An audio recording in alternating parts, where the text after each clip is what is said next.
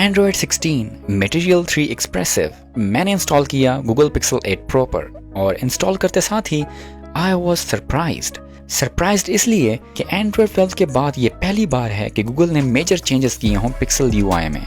मैं Android तकरीबन 2014 से इस्तेमाल कर रहा हूँ, जब जेली बीन और लॉलीपॉप हुआ करते थे, और मेरा favourite version of Android Material U तब बना जब मैंने पहली दफ़ा इसको Pixel 3 के ऊपर इस्तेमाल किया। और उसके पीछे काफ़ी वजूहात हैं, लेकिन अब जो Google ने चेंजेस की हैं वो बिल्कुल वैसी ही हैं जो Android का फीचर होना चाहिए थी। और ये चेंजेस देख के मुझे 2014 वाले दिन याद आ जाते हैं जब मुझे ऑब्सेशन थी विजेट्स, लॉन्चर्स और अपने फ़ोन को कस्टमाइज करने की, लेकिन वो कस्टमाइजेशन करने के बावजूद भी मैं कभी खुश नहीं हुआ।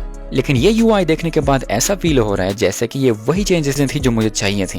पहली चीज, जैसे ही आप Android 12 Material 3 Expressive का बेटा इंस्टॉल करते हो और पहली बार अपने फोन को ऑन करते हो तो उसी वक्त आपको सब कुछ डिफरेंट महसूस होने लगता है। सेटिंग्स मेन्यू कंप्लीटली डिफरेंट, इसके अंदर अब भी वही सारे ऑप्शंस मौजूद हैं, लेकिन अब इनके अंदर स्ट्रक्चर मौजूद है, colourful icons, grouping that makes sense.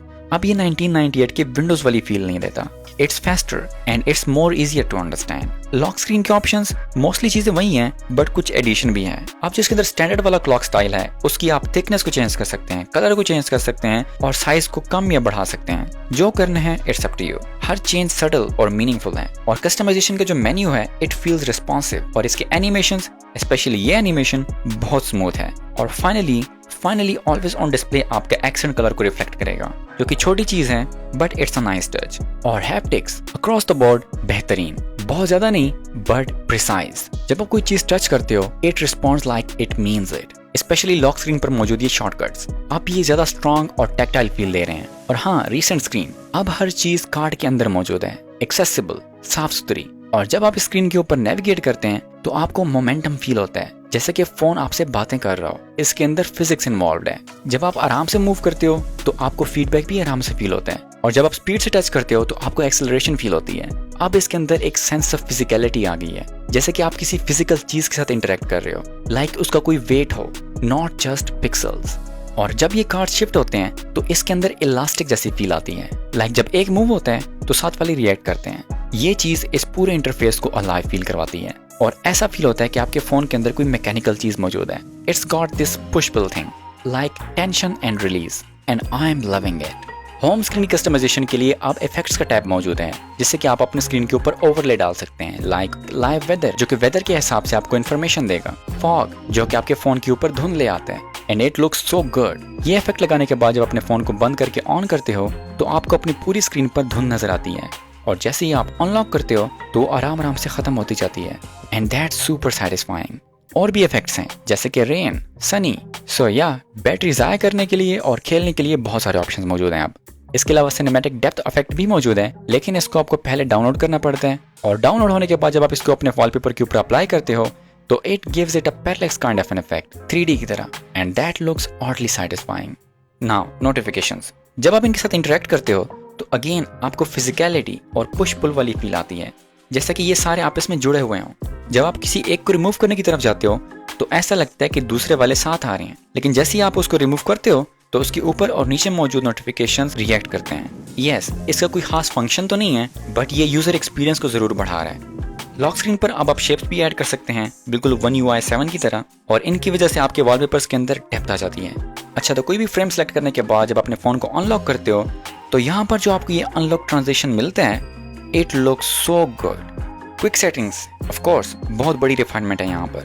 पूरा क्विक पैनल रीडिजाइन कर दिया गया है, और ये चेंज Android 12 के बाद आया है।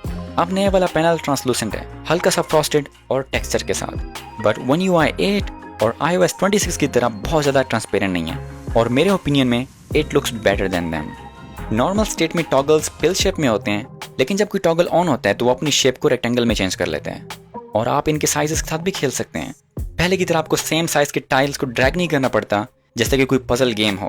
और हाँ, आप इसके अंदर अंडू का बटन भी मौजूद है, सो अगर आपको कोई चीज़ पसंद नहीं आती always tap that and go back to the original. इसके अलावा और छोटी छोटी चीज़ें भी चेंज कर दी गई हैं, जैसे कि status bar icons, battery, wifi signal, इनके आइकन्स भी चेंज कर दिए गए हैं। ऐप ड्रॉअर खोलो तो वहाँ पर भी ट्रांसपेरेंसी मौजूद है, पहले की तरह वाइट या ब्लैक बैकग्राउंड नहीं, और ये अच्छा चेंज है। इसके अलावा वॉल्यूम स्लाइडर्स भी चेंज कर दिए गए हैं, but it's not just about how they look, it's how they move. अब जब आप इन स्लाइडर्स को ड्रैग करते हो तो ये भी रिस्पॉन्ड करते हैं। अगेन वही सेम चीज़, physics, physicality, push and pull thing, जिस तरह मैंने पहले डिस्क्राइब किया, यहाँ पर भी सेम कॉन्सेप्ट अप्लाई किया गया है। सो या अब अगर आप वॉल्यूम ज़्यादा करते हो या कम करते हो, you will feel the haptics. Look wise मुझे इतने पसंद नहीं है, बट जो इसके अंदर ये फिजिक्स इंप्लीमेंट की गई है, that's something I am digging. इन दोनों में से डिज़ाइन वाइज मुझे एंड्रॉइड 15 ज़्यादा बेहतर लग रहा है, but that's a personal choice. इसके अलावा जो मुझे एक वियर्ड चीज़ देखने को मिली वो ये है कि जैसे ही मैं ऐप ड्रॉट खोलता हूँ तो अब यहाँ पर कीबोर्ड नहीं आता। आई लाइक इट, क्योंकि इससे मेरा टाइम बच रहा था। जैसे ही ऐप ड्रॉट खोलो कीबोर्ड पहले से ही मौजूद हुआ करता था, बट अब वैसा नहीं है। आई थिंक इट्स टेम्पररी, बाद में शायद डाल देंगे, but still I am missing it. और हाँ, ये एट अ ग्लांस विजेट अब भी वैसे के वैसा वहीं पर मौजूद है। अब भी आप इसको नहीं हटा सकते, अब भी इसने वही जगह पकड़ी हुई है, लेकिन अब ये थोड़ा सा छोटा हो चुका है और इसी स्मॉल चेंज की वजह से एक और ऐप को स्क्रीन के ऊपर डालने की जगह बन गई है। इसके अलावा कुछ चेंजेस मुझे साउंड के अंदर भी महसूस हुई हैं, but those are too subtle. But हाँ, इस अपडेट ने मेरा एक्सपीरियंस काफ़ी हद तक इम्प्रूव कर दिया है।